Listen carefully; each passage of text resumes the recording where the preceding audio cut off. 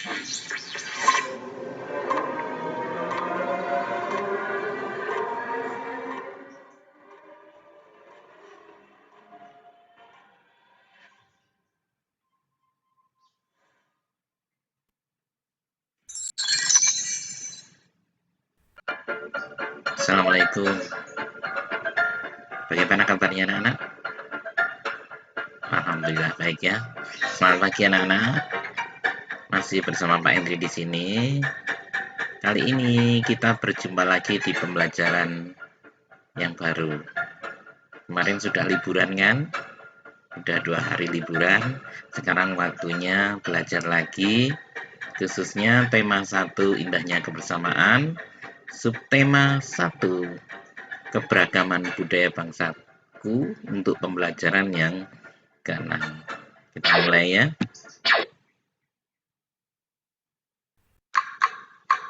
Menu yang Pak Endri tampilkan di sini ada 5. Yang pertama adalah tujuan, yang kedua materi, yang ketiga kesimpulan, yang keempat evaluasi, dan yang kelima adalah pesan moral. Kita lihat tujuan yang pertama ya. Tujuan yang pertama yaitu membedakan gagasan pokok dan gagasan pendukung. Yang kedua, mengetahui keragaman budaya di Indonesia. Yang ketiga, menentukan sikap untuk menjaga persatuan dan kesatuan dalam perbedaan budaya. Dan yang terakhir yaitu memberikan contoh kegiatan yang mencerminkan sikap persatuan dan kesatuan dalam keragaman.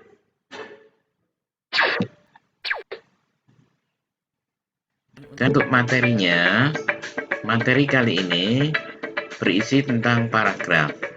Ya, paragraf itu terdiri dari gagasan pokok dan gagasan pendukung. Sekarang, tahukah kamu perbedaan gagasan pokok dan gagasan pendukung? Ada yang sudah tahu? Boleh, kalau yang belum tahu, kita perhatikan penjelasan berikut ini. Untuk ciri-ciri gagasan pokok, yaitu bersifat lebih umum dari kalimatnya.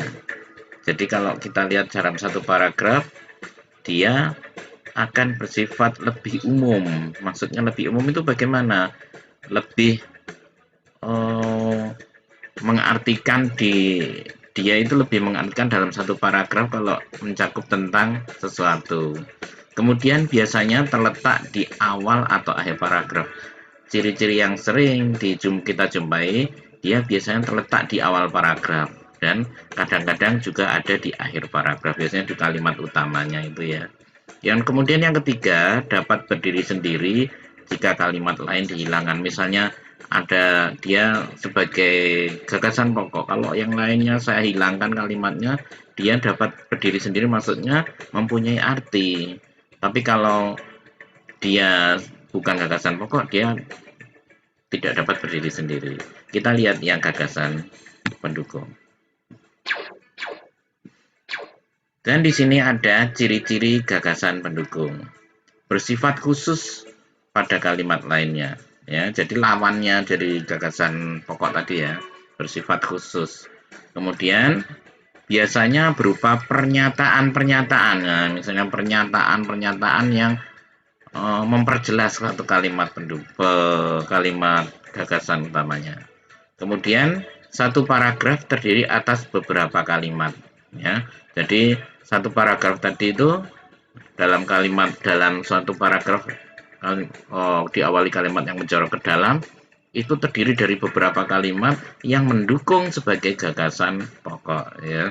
Kemudian tidak dapat berdiri sendiri apabila kalimat lain dihilangkan, maka kalimat tersebut akan sulit dipahami maksudnya. Jadi kalau dia dihapus semuanya dalam satu paragraf itu, dia kemudian berdiri sendiri dalam satu kalimat, dia tidak ada artinya. Ini maksudnya apa? Nah, itu adalah gagasan pendukung. Tapi kalau dia dihapus semuanya, kalimat dia itu sendiri, dia masih bisa diterima artinya, dapat berdiri sendiri, berarti dia bukan gagasan pendukung, dia gagasan pokok. Sudah jelas kan? Kalau belum jelas nanti bisa dilihat contoh-contoh pada kalimat-kalimat paragraf pada buku tematik kalian, nanti bisa kalian tentukan gagasan pokok dan gagasan pendukung.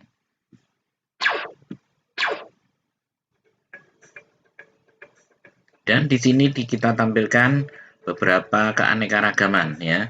Indonesia terdiri dari keragaman suku, budaya, agama, dan sosial. Keragaman tersebut merupakan identitas bangsa Indonesia sebagai warga negara yang baik. Kita harus menjaga persatuan dan kesatuan dalam perbedaan dan keberagaman tersebut.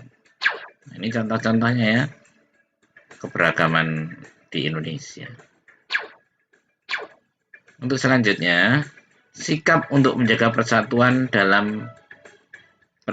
dan kesatuan dalam perbedaan. Yang pertama adalah toleransi, ya. Toleransi dalam hidup beragama, hidup bertetangga, hidup dalam berbagai suku, ya. Kemudian menghormati perbedaan sesama.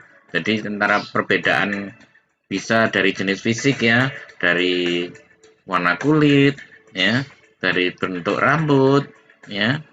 Kita dapat menghormati perbedaannya, ya.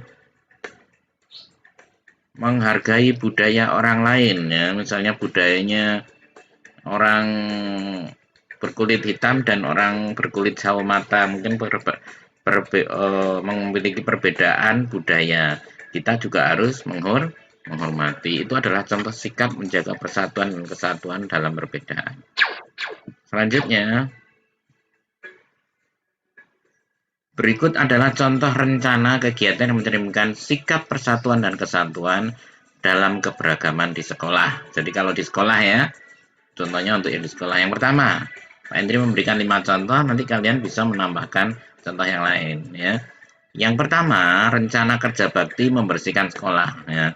Berarti kegiatan kerja bakti tadi dilakukan di sekolah. Yang kedua adalah rencana memperingati Hari Kemerdekaan Republik Indonesia ya. Memperingatinya juga di sekolah seperti lomba dan kerja bakti seperti yang kita lakukan setiap tahun sekali pada hari kemerdekaan ya. Kemudian yang ketiga, rencana mengerjakan tugas kelompok bersama, kegiatan yang sering kalian lakukan di dalam kelas atau mungkin di luar kelas pada waktu kegiatan di sekolah ya. Yang keempat, mengadakan bakti sosial yang berada di sekolah. Misalnya kita memberikan santunan atau dana bagi korban ya, seperti yang pernah kita lakukan waktu-waktu kemarin, kita menyumbang pakaian bekas atau menyumbang uang ya, uang semampu kita dan dikumpulkan dan diberikan kepada korban bencana alam yang dilakukan di sekolah. Yang kelima adalah studi wisata bersama ke kebun binatang bersama-sama teman di sekolah dan guru dan orang tua dari sekolah bersama-sama melakukan studi wisata. Ya, itu adalah contoh rencana kegiatan mencerminkan sikap persatuan dan kesatuan dalam keragaman di sekolah. Yang kedua adalah contoh rencana kegiatan yang mencerminkan sikap persatuan dan kesatuan dalam keberagaman di rumah. Ya, sekarang kalau di rumah. Yang pertama, rencana kerja bakti membersihkan rumah. Jadi biasanya kalau waktu libur ya, hari Minggu, Sabtu atau Minggu ya, biasanya Minggu, orang tua libur, kakak, adik semuanya libur, kita mempunyai rencana yaitu kerja bakti membersihkan rumah agar rumahnya bersih. Nah, itu adalah contoh pertama. Yang kedua, mengadakan hajatan keluarga ya. Misalnya ada adik yang lagi sunat atau mungkin kamu sendiri yang sunat. Nah, itu adalah contoh kegiatan yang berada di rumah mencerminkan sikap persatuan dan kesatuan. Yang ketiga, rekreasi keluarga. Sebelum rekreasi kan kalian dalam keluarga itu berencana, kita ke pantai yuk ayah, kita ke mall yuk ibu ya, bersama-sama dengan keluarga, rekreasi keluarga. Itu contoh yang ketiga. Yang keempat, makan bersama keluarga. Nah, biasanya kita kan makan di rumah ya. Nah, ini kita mungkin makan di luar, tapi bersama dengan ayah, ibu, adik, kakak, dan kalian sendiri ya. Mungkin kalian makan di mana? Di suatu apa namanya? Makan di suatu restoran atau rumah makan, atau mungkin di tempat-tempat wisata yang belum pernah kamu kunjungi bersama dengan ayah, ibu, dan adik kakak. Yang kelima adalah mengunjungi kerabat bersama anggota keluarga. Ini sering kita lakukan, khususnya di Lebaran ya. Kalau Lebaran kalian kan saling bersilaturahmi ke kerabat, ke rumah bule, ke rumah Pak D, ya, ke rumah apalagi ke rumah nenek ya, yang sering kita ke rumah nenek itu ya, ke rumah kakek, nenek untuk bersilaturahmi bersama keluarga semuanya. Yang selanjutnya adalah contoh rencana kegiatan yang mencerminkan sikap persatuan dan kesatuan dalam keberagaman yang ada di masyarakat ya. Tadi di sekolah sudah, di rumah sudah, yang sekarang di masyarakat, di lingkungan kampung kalian. Yang pertama, rencana kerja bakti membersihkan kampung ya. Jadi kerja bakti dilakukan pada waktu kalian libur sekolah, libur bekerja orang tua kalian. Jadi ada di rumah semua, di kampung ada rencana kerja bakti yang kalian bisa ikuti ya, bersama-sama dengan warga di kampung. Yang kedua, membangun tempat ibadah bersama warga kampung, misalnya membangun musola, membangun masjid yang ada di kampung. Kalian juga ikut berpartisipasi untuk membangun atau membantu ya. Yang ketiga, pemilihan ketua RT. Kalau kalian masih belum ya, yang berkewajiban untuk ikut dalam kegiatan ini adalah ayah dan ibu ya. Mungkin kakakmu yang sudah berumur di atas 17 tahun baru boleh ikut ya. Yang keempat, membantu korban bencana alam. Nah, ini kalian juga boleh seperti tadi di sekolah, membantu korban bencana alam. Kamu boleh menyumbang sedikit uang saku, menyumbang pakaian bekas untuk membantu korban bencana alam. Kemudian memperingati hari ulang tahun Republik Indonesia. Itu dapat kalian ikuti di kampung dengan mengikuti lomba, mengikuti pawai ya, pawai yang biasanya di 17 Agustus itu akan ada kegiatan-kegiatan dalam memperingati HUT Republik Indonesia. Tapi untuk kali ini mungkin kegiatannya libur dulu ya untuk mengikuti pawai-pawai itu, karena masih ada kegiatan, masih ada corona yang sampai saat ini masih belum tuntas ya. Kita berdoa mudah-mudahan bisa cepat selesai sehingga kita bisa melakukan kegiatan tanpa kurang suatu apapun. Selanjutnya, untuk kesimpulan. Kesimpulan di sini ada dua, yaitu ciri-ciri gagasan pokok. Bersifat lebih umum dari kalimat lainnya. Biasanya terletak di awal atau di akhir paragraf. Dapat berdiri sendiri jika kalimat lain dihilangkan. Ini harus kalian ingat-ingat ya. Dan yang penting kalian tahu ciri-cirinya, nanti bisa dipraktekkan sendiri ya. Ciri-ciri gagasan pendukung bersifat lebih khusus pada kalimat lainnya, biasanya berupa contoh, data, maupun pernyataan-pernyataan. Satu paragraf terdiri atas beberapa kalimat. Yang terakhir, tidak dapat berdiri sendiri. Apabila kalimat lain dihilangkan, maka kalimat tersebut akan sulit dipahami maksudnya. Dan kesimpulan yang kedua, yaitu Indonesia terdiri atas keberagaman suku, budaya, agama, dan sosial. Kemudian, sikap untuk menjaga persatuan dan kesatuan dalam perbedaan meliputi toleransi, menghormati perbedaan sesama, menghargai budaya orang lain. Dan yang terakhir, kegiatan yang mencerminkan persatuan dan kesatuan dalam keragaman dapat dilakukan di rumah, di sekolah, dan di masyarakat sesuai dengan contoh yang Pak Im diberikan tadi.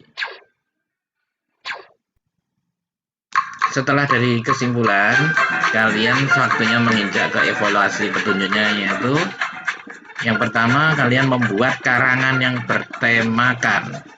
bertemakan keragaman budaya di Indonesia, yang Pak Hendrik di warna merah itu yang harus kamu perhatikan.